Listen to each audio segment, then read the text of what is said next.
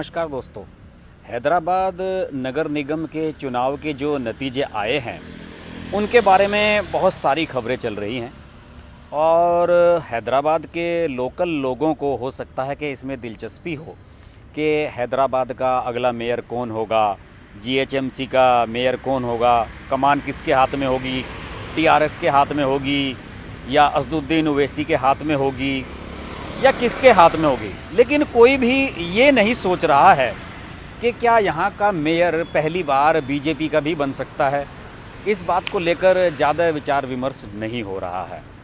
लेकिन बीच बीच में जो बयानबाजी आ रही है, ख़ास तौर से कांग्रेस के नेता जिनकी केवल 2 सीटें आई हैं यहाँ पर, वो बहुत ज़्यादा परेशान हैं। कांग्रेस के जो नेता हैं उन लोगों का ये मानना है कि अगर यहाँ पर असदुद्दीन ओवैसी और बीजेपी मिलकर अपनी सरकार बना लें, यानी कि नगर निगम की कॉरपोरेशन की जो बॉडी है उसको दोनों मिलकर चलाएं, तो क्या बुराई है। और ये उनका बयान जो है ये बौखलाहट दिखा रहा है कि किस तरीके से कांग्रेस परेशान है केवल 2 सीटों तक सिमट जाने से। क्योंकि कभी आंध्र प्रदेश में, तमिलनाडु में, इन स्टेट्स में तो कांग्रेस का जलवा हुआ करता था और आज कांग्रेस ऐसी स्थिति में पहुंच गई है कि इसका निकाय चुनावों में भी नाम कोई नहीं ले रहा है। विधानसभा, लोकसभा की तो बात छोड़ ही दीजिए, साउथ की किसी भी स्टेट में कांग्रेस आज सत्ता में नहीं है। एक ले देकर कर्नाटक में कुमार स्वामी की सरकार इन्होंने बनवाई थी, उसे भी गिरवा दिया। तो इनकी स्थिति बहुत ज़्यादा ख़राब है। और मैं कुछ लोगों के बयान पढ़ रहा था, इसके बारे में आगे मैं आपसे डिस्कस करूंगा कि उन लोगों का क्या बयान है। लेकिन उन्होंने ये कहा है कि हिंदू वोट सारे जा रहे हैं बीजेपी की तरफ और जो मुस्लिम वोट हैं वो ओवैसी को मिल गए, तो क्यों ना हिंदू मुस्लिम मिलकर सरकार बना लें। इस तरह का बयान मैंने इनका देखा है। लेकिन जो एक फैक्ट है, फैक्ट क्या है?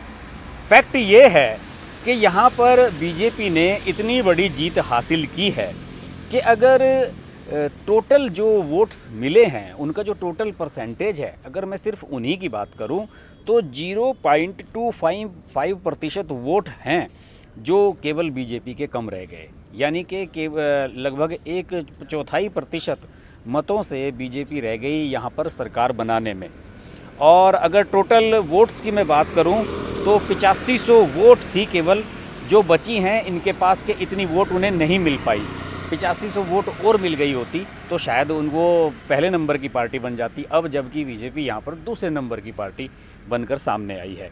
बीजेपी का वोट शेयर 2016 के नगर निगम के जो चुनाव यहाँ हुए थे उसमें महज 10.34% था, जो 2020 में बढ़कर 34.56% पहुँच गया। देख लीजिए कितनी बड़ी छलांग है। और ये छलांग केवल निकाय चुनाव की नहीं है दोस्तों, ये छलांग मुझे लग रहा है कि आने वाले समय में यहाँ के विधानसभा चुनावों में और आने वाले समय में शायद उससे अगली बार जब लोकसभा के चुनाव होंगे उनमें भी शायद ये रिफ्लेक्ट होगी और यही सबके लिए चिंता की सबब बन रही है। इसके अलावा बीजेपी के 2016 में यहाँ केवल 4 सीटें आई थी नगर निगम में हैदराबाद में, जो अब 48 पहुँच गई। इसे कहते हैं सफलता। और 2016 के नगर निगम चुनाव में अगर टीआरएस, जो कि सत्ताधारी है, जिसकी यहाँ पर सरकार भी है और टीआरएस के मुख्यमंत्री हैं केसीआर, उनका पूरा सरकारी अमला इसमें लगा हुआ था कि किसी तरह से टीआरएस नगर निगम का ये महत्वपूर्ण चुनाव भी जीत ले, तो उसमें टीआरएस को कुल मिलाकर 2016 में 14,68,618 मत पड़े थे, जबकि इस चुनाव में यह आंकड़ा 12,04,167 पर आ गया है। यानी कि देखिए कितनी वोटें कम हो गई हैं यहाँ पर टीआरएस की। और मत प्रतिशत की अगर मैं बात करूँ तो बहुत बुरी स्थिति में टीआरएस यहाँ पर नज़र आ रही है। और वोट शेयर की अगर मैं बात करूँ तो बीजेपी को यहाँ पर 2016 में 3,46,253 वोट मिले थे और इस चुनाव में उसे 11,95,711 वोट मिले हैं टोटल मिलाकर। और सभी पार्टियों के वोट बैंक में बीजेपी सेंध लगाने में सफल रही है।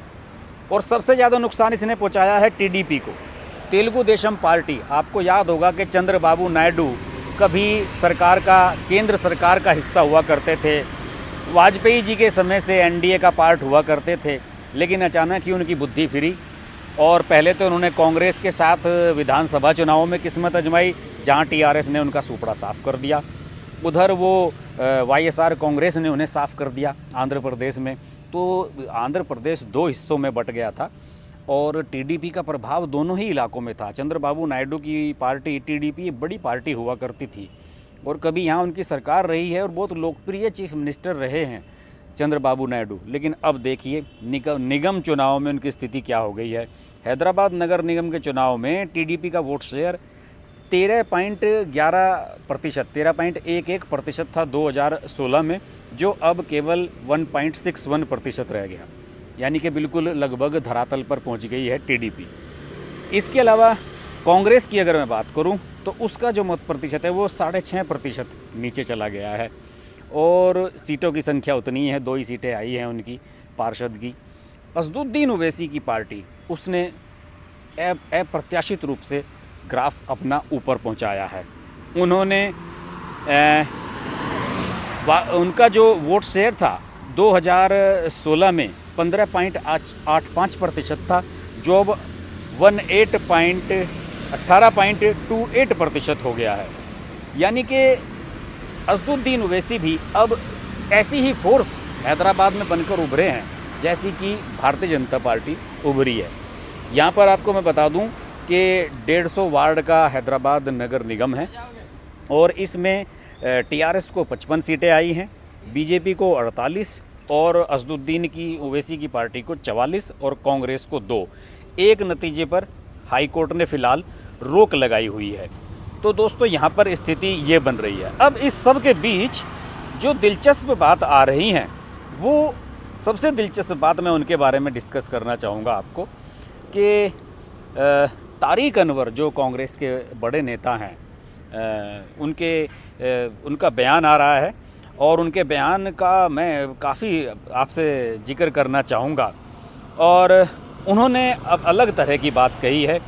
उन्होंने, तारिक अनवर ने ये कहा है कि उनका एक ट्वीट आया है, उन्होंने ये कहा है कि हैदराबाद नगर निगम के परिणाम त्रिशंकु आए हैं, अकेले निगम परिषद बनाने में कोई सक्षम नहीं है। ये बात उनकी बिल्कुल सही है। और उन्होंने कहा कि बेहतर तो यही होगा ओवैसी की AIMIM और भाजपा मिलकर निगम परिषद बनाएं, क्योंकि दोनों वैचारिक रूप से एक ही हैं। जब कश्मीर में महबूबा मुफ्ती के साथ भाजपा सरकार बना सकती है तो AIMIM के साथ क्या परेशानी है। उनका ये मानना है कि वो मुस्लिम तुष्टीकरण कर रहे हैं, ये हिंदू तुष्टीकरण कर रहे हैं और इसी वजह से उनकी स्थिति इतनी सॉलिड हुई है। दूसरी ओर आपकी पार्टी क्या कर रही है, कांग्रेस पार्टी क्या कर रही है? कांग्रेस पार्टी ये कर रही है कि न 3 में है न 13 में है, सब स्थिति उनकी ख़राब होती जा रही है, पार्टी गर्त में जा रही है, पार्टी में कोई अध्यक्ष नहीं है, अध्यक्ष बनने के लिए कोई तैयार नहीं है, गांधी नेहरू परिवार से आप बाहर कुछ देखना नहीं चाहते हैं। अगर कोई गांधी नेहरू परिवार से बाहर जाकर कुछ बात करना चाहता है तो उसे पार्टी में बागी डिक्लेयर कर दिया जाता है और अब स्थिति कुछ और ही बनती हुई नज़र आ रही है। और मेरा तो दोस्तों ये मानना है कि अगर एक एग्ज़ाम्पल, अगर नए प्रयोग के तौर पे अगर बीजेपी और ओवैसी मिलकर सरकार वहाँ पर सत्ता बना ही लेते हैं निगम में, हैदराबाद नगर निगम में, तो क्या दिक्कत है? मुझे तो कोई इसमें दिक्कत नज़र नहीं आती। जब महबूबा मुफ्ती के साथ मिलकर मुफ्ती की पार्टी के साथ मिलकर बीजेपी सरकार बना सकती है कश्मीर में, तो यहाँ क्या दिक्कत है? यहाँ भी बनाई जा सकती है।